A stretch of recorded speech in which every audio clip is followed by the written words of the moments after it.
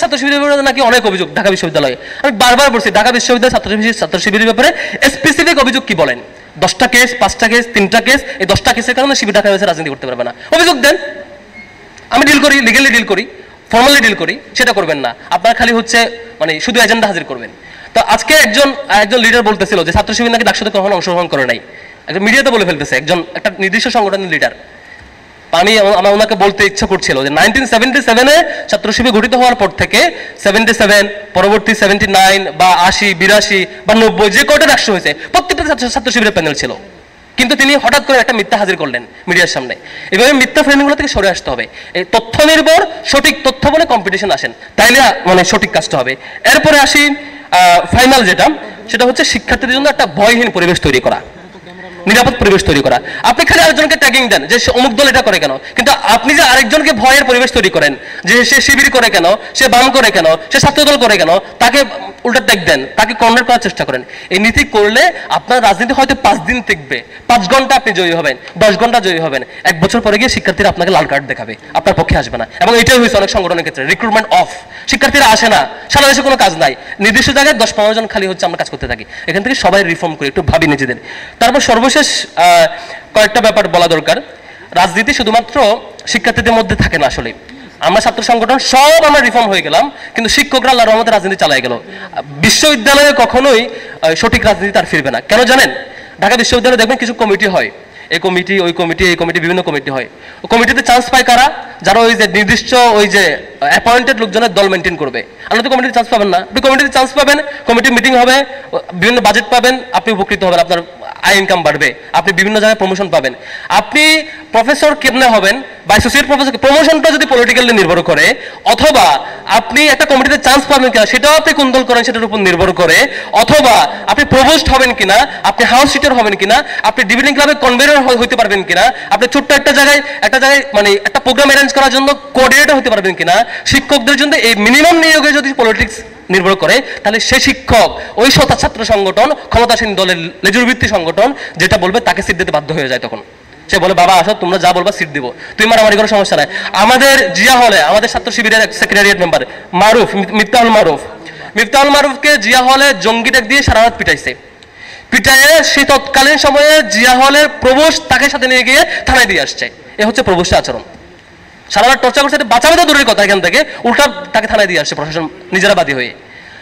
মহসিন হলে রাকিব ভাইকে শিবির করতো, এই জন্য তাকে সারা রাত পিটাইছে ছাত্রলীগ। পিটাইতে পিটাইতে রক্তাক্ত করে মুখ দিয়ে রক্ত বমি করতেছে। এক পর্যায়ে বলে যে ভাই আমাকে পানি দাও, আমি মনে মারা যাবো। ছাত্রলীগের নেতা তখন বোতলে করে পেস্টাপ করে নিয়ে এসে বলেছে পেস্টাপ খা। প্রভোস এসে বলে যে একটু তাড়াতাড়ি মা জাম পিটানোর পিটায় নাও, তারপর থানায় দিয়ে আসতেছি। প্রভোস গিয়ে থানায় দিয়ে আসছে। এ হচ্ছে আমাদের বিশ্ববিদ্যালয়ের শিক্ষকদের নগ্ন আচরণ। এটা যদি চলতে থাকে, শিক্ষকরা যদি, আমরা ইদানিং লক্ষ্য করছি আমাদের শিক্ষকরা আবারও কেন যেন একটা মেরুকরণে চলে যাচ্ছেন, কেন যেন চিন্তা করছে আমি আগামী বছর কেমনে প্রভোস্ট হবো, কেমনে এটা হবো, কেমনে অমুক কমিটিতে ঢুকবো, কেমনে এটা করবো। তাহলে শিক্ষকদের নৈতিকতা যদি এ লেভেলে থাকে, ছাত্ররা আমরা সব সংগঠন এক হয়ে গেল সব ঠিক হতে চাইলে আমরা ঠিক করতে পারবো না। এজন্য এই যে বলা হচ্ছে যে গবেষণা এবং শিক্ষার পরিবেশ ঠিক করতে হবে, প্রথম দায়িত্ব হচ্ছে শিক্ষকদের নিজেদেরকে বুঝতে হবে আপনি প্রফেসর হয়েছেন, আপনি অ্যাসোসিয়েট প্রফেসর হয়েছেন, বিশ্ববিদ্যালয়ের শিক্ষক হয়েছেন, এরপর আপনার রিজিক নিয়ে টেনশন করা উচিত না, আপনার সৎ হওয়া উচিত, আপনার রিজিকের জন্য অন্য কারো ক্ষতি করা উচিত না, কারো জীবনের ক্ষতি করা উচিত না। আপনি বিশ্ববিদ্যালয়ের নিরাপদ ক্যারিয়ার, শিক্ষক হওয়ার পরে যদি আপনার মধ্যে এই নৈতিক বল না থাকে, আপনি যদি অনৈতিকতা পথ অবলম্বন করেন, আপনার জন্য লজ্জা। আপনি একটা নিরাপদ ক্যারিয়ার হওয়ার পরও আপনি শিক্ষার্থীদের ক্ষতি করছেন। আপনি অন্তত এই পর্যায়ে এসে আপনার সৎ হওয়া উচিত। শিক্ষকেরা সৎ হইলে তারপরে শিক্ষার্থীরা, আমরা যারা ছাত্র সংগঠনগুলো করি, আমাদের দায়িত্ব হচ্ছে প্রথমত নিজেদের ইন্টারনাল চেঞ্জ, দ্বিতীয় অন্যদের প্রতি সহনশীল আচরণ, ভালো অ্যাপ্রোচ, থার্ড হচ্ছে যারা রাজনীতি করতে চাইবেন না তাদের প্রতি রেসপেক্টফুল বিহেভিয়ার, তাদেরকে নিয়ে কোনো কমেন্ট না করা, তাদেরকে তার স্পেসটা ছেড়ে দেওয়া, বরং তাকে বেনিফিটেড করতে পারার সে অ্যাপ্রোচ থাকা। সর্বসাধারণ আমরা চেষ্টা করলে সুন্দর পৃথিবীটা গড়তে পারবো। আমি নিজে নগ্ন হইলে, নিজে খারাপ হইলে, নিজের দৃষ্টিভঙ্গি না পাল্টারে, নিজেরা চেঞ্জ না হলে, সারাক্ষণ ট্যাগিং ফ্রেমিং দিয়া আপনি নিজে কখনো জিতবেন না, আমি নিজে কখনো জিতবো না, বরং অন্যরাই জিতবে। আপনি অলওয়েজ কর্নার হবেন। যে বিশ্ববিদ্যালয়ের পরিসরে শিক্ষা এবং গবেষণা পরিবেশ নষ্ট হওয়ার পিছনে রাজনীতি ইটসেলফ একটা বড় কারণ হয়ে দাঁড়াইছে। আবার কখনো কখনো কোথাও কোথাও সহযোগী হয়েছে। তো সেদিক থেকে আজকে এখানে কানেক্ট করানোর কারণে আমাদের কাছে মনে হয় যে এটা অ্যানালাইসিস করা দরকার যে কখন কোন পরিসরে থাকলে পরে ছাত্র রাজনীতি শিক্ষা এবং গবেষণা স্বাভাবিক পরিবেশের জন্য সহযোগী হয়, আবার কোন কোন ফ্যাক্টর ফ্যাক্টর হঠাৎ করে হাজির হওয়ার কারণে এটা একটা বিপরীত হয়ে যায়। আমরা এটা একটু অ্যানালাইসিস করব। প্রথমত যে ব্যাপার, আমরা অনেক সময় দেখি যে হচ্ছে, আমরা এবারও দেখেছি ডাকসু করতে হবে তাই আমাকে রিয়েট নিতে হবে, এবারও দেখেছি তার কোনো কারণ নাই, ডাকসু করতে হবে তাই পরীক্ষার হলে গিয়ে আমি খাতা 1 লাইন লিখে জমা দিয়ে চলে আসবো। অনেককে দেখেছি 5 আগস্টের পরেও এই যে রিয়েট নেওয়ার প্রবণতা, ছাত্রত্ব ধরে রাখার প্রবণতা, এবং আমি অনেকদিন ছাত্র থাকবো এই প্রবণতা। কারো কারো পলিটিক্যাল চ্যালেঞ্জ ছিল, সেটা আমি উইথ রেসপেক্ট এক পাশে রাখলাম, কিন্তু পলিটিক্যাল চ্যালেঞ্জ না থাকা সত্ত্বেও ছাত্রত্ব ধরে রাখবো, আমি কোনো রকম টিকে থাকবো, দীর্ঘদিন অপেক্ষা রাখবো, এটা একটা ইন্টারনাল বাজে প্র্যাকটিস। এই প্র্যাকটিস থেকে প্রত্যেকটা সংগঠনকে উত্তরণ করতে হবে। এগুলো সংগঠনগুলোর নিজেদের দায়, যে হচ্ছে আমরা সংগঠনগুলো নিজেদের মধ্যে ভালো প্র্যাকটিস এটা আনতে পারি না যে আমাদের প্র্যাকটিসটা এমন হবে আমি একসাথে কাজও করতে থাকবো সাংগঠনিক পরিসরে, আমার পড়াশোনাও চলবে। একটা শিক্ষার্থী আমার শাখার সভাপতি যেমন হবে, সে তার ফলাফলে টপ রেজাল্টও করবে, সে গোল্ড মেডেলও পাবে, সে টপ পোস্ট রেজাল্টও করবে। তার একাডেমিক রেজাল্ট মানে এবং সাংগঠনিক কাজ এমন হবে না কাউকে এসে বলতে হবে যে সংগঠন পরিচালনা আর রেজাল্ট দুটো বিপরীত। এটা খুবই কঠিন, ক্লাস থাকে, ল্যাব থাকে, পরীক্ষা থাকে, একসাথে এটা পরিচালনা কঠিন। সংগঠনকে এইভাবে পরিচালনা করা উচিত না। নিজেদের সংগঠনকে প্রয়োজনে রিফর্ম করা উচিত, সাংগঠনিক কার্যক্রমগুলোকে প্রয়োজনে রিডিজাইন করা উচিত, যে কিভাবে করলে পরে একজন শিক্ষার্থী আমার সংগঠনে থাকবে এবং সংগঠন পরিচালনার পাশাপাশি তার রেজাল্টও ভালো থাকবে। এটা নিজেদের প্র্যাকটিস। শুধুমাত্র অন্যদের, আমাদের রাজনৈতিক ছাত্র সংগঠনগুলো একটা বাজে অভ্যাস আছে, মঞ্চে দাঁড়ায় খালি আরেকজনের দোষ দেয়, প্রশাসনের দোষ, অমুকের দোষ, তমুকের এই সমস্যা, তমুকের এই সমস্যা, তাই এই সমস্যা, কিন্তু আমার কি সমস্যা এটা আমি আলোচনা করি না। তা আমার নিজের সংগঠনের আলোচনাটা নিজেদের করতে পারা দরকার। আমার বাজে প্র্যাকটিস কি? সেকেন্ড হচ্ছে, অনেকগুলো সংগঠনের একটা বাজে প্র্যাকটিস আছে যে ভালো পরিবেশ থাকা সত্ত্বেও তিনি শুধু আরেকজনের ট্যাগিং ফ্রেমিং এ তিনি ব্যস্ত থাকবেন, নিজের পর্যালোচনা করবেন না। আমি কিছুদিন আগে বলছিলাম, বেশ কয়েকটা মানে বন্ধু সংগঠন, বামপন্থী সংগঠনের সাথে আলোচনা করছিলাম, একজনকে বলছিলাম যে ভাই আপনি 5 আগস্টের পর থেকে ওপেন স্পেসে যে পরিমাণ শিবির নিয়ে আলোচনা করছেন, অ্যানালাইসিস করছেন এবং এমডি শিবির মিছিল প্রোগ্রাম করছেন, ঠিক তার অর্ধেক পরিমাণ সময় যদি দিতেন আপনার রিক্রুটমেন্ট অন্তত 50% বাড়তো, কয়েকটা স্কুলে আপনার কাজ বাড়তো। কিন্তু আপনি সেটা করেন নাই। আপনি করছেন কেমন একটু বড় সাদিক কায়েম পাকিস্তানি স্লোগান দিতে হয় সে চিন্তা করছেন, আপনি কখন আরেকজনের এজেন্ডা বাস্তবায়ন করতে হয় ঠেকাইতে হয় সে চিন্তা করছেন।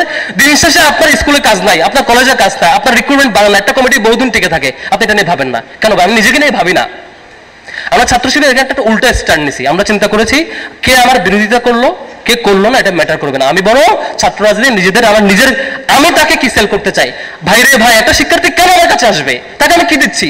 ভাই তুমি আসো, আমার কাছে এই রিসোর্স আছে, আমি তোমাকে এটা ফরওয়ার্ড করবো, তুমি আমার রিসোর্সকে, তোমার ক্যারিয়ার ডেভেলপ হবে, ফিউচার তুমি এটা করো, তোমার আমি দেখাইতে চাই, এক্স্যাক্টলি এটা দেখাইতে হবে। আরেকজনের বিরোধিতা করবো সেজন্য তুমি আসবা। কোন বিশ্ববিদ্যালয়ের শিক্ষার্থীর ঠেকা পড়ো নাই আপনার রাজনৈতিক এজেন্ডা বাস্তবায়ন করার জন্য এখানে আসবে। বিশ্ববিদ্যালয়ের শিক্ষার্থী তখন আসবে যদি এখানে আসলে পরে সে ভালো কিছু পায়। আপনি ইলেকশন করবেন, আপনি বড় বড় বক্তৃতা দিবেন, আপনি রাজনৈতিক এজেন্ডাকে হাজির রেখে আপনাকে লিডার বানাবেন, সেজন্য আপনার সেবাদাস করার জন্য কেউ আসে নাই।